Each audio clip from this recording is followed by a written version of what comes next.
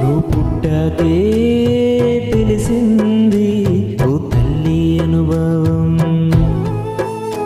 నువ్వు పుట్టాకే తెలిసింది ఓ తండ్రి అనుభవం.